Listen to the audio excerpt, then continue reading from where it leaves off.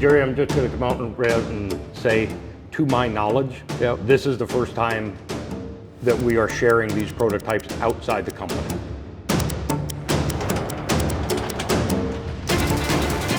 It's a one-of-a-kind product that has never been seen by the public. To reinforce how top secret it is, this box is labeled, "Do not touch." Well, we should knock the dust out of it. Just do it a favor. That was pretty fun. Yo! Here we are.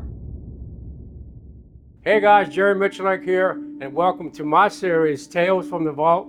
So what we're going to see here today are very unique prototype guns, one-of-a-kind products that have never been seen by the public, and a lot of the guys that even work here. So come with me, ladies and gentlemen, and together we're going to get some. Come on, this way, this way.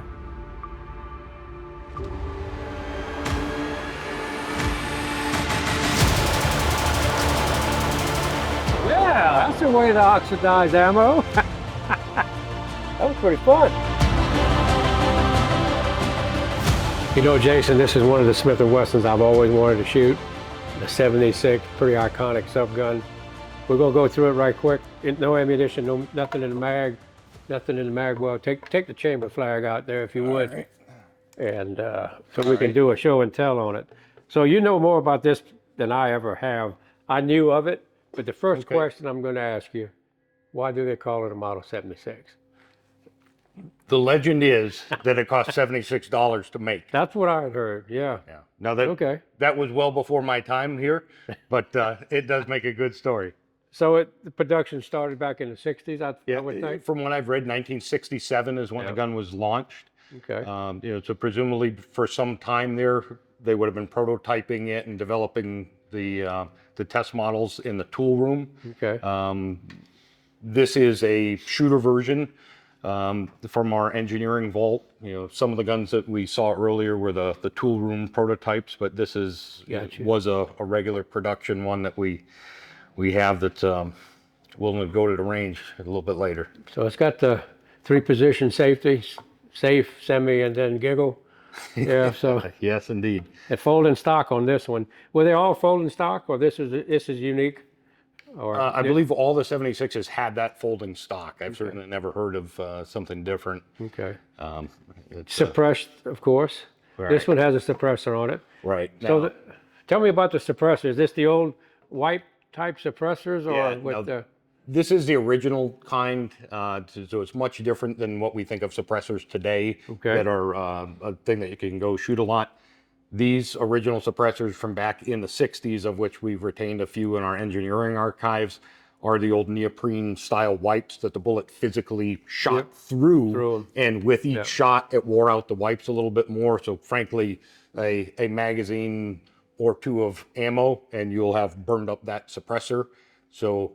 But during that lifespan, it was extremely quiet. They were extremely quiet. Gotcha. And of course, with these shoot-through wipe styles, you had to shoot full metal jacket bullets. Okay. If you were shooting hollow points, they may not have fed to start with in a gun, but to shoot a hollow point through there, you'd be, punching little holes and tearing that the wipe material. So the bullet is literally rubbing through each of those little wipes as it goes and trying to hold the gas back inside the suppressor. Makes sense.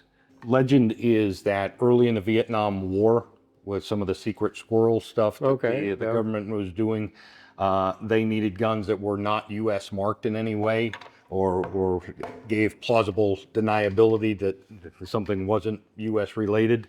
And the story is that the Swedish K Carl Gustaf machine guns, which were ubiquitous throughout the world at the time, that some of the early Navy SEALs and SOG groups and whatnot were carrying Swedish Ks, which didn't have anything associated with the U.S. Reportedly, when the Swedes found out that we were buying guns or those Swedish K machine guns and using from that purpose, they cut off the supply. And then the U.S. government asked Smith & Wesson if we would develop a submachine gun comparable to the Swedish K. Gotcha. And if you do take a look at that, it does bear Swedish K. It does bear a lot of resemblance to it. But I will say I have shot an original Swedish K and I've shot some Model 76s. To me personally, the Model 76s are a more refined gun and offer some better ergonomics and things that I guess represented new design features that weren't in the original Swedish K. The workmanship on it is nice. I'm impressed overall with the workmanship, especially on a subgun after the Second War, because usually a subgun is always related to very cheap. Let's make as many of them as crude as possible, yet they work.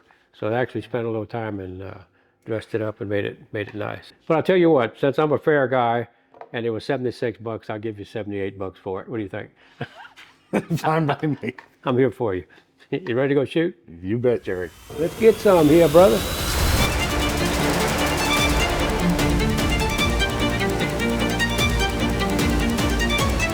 Here we go.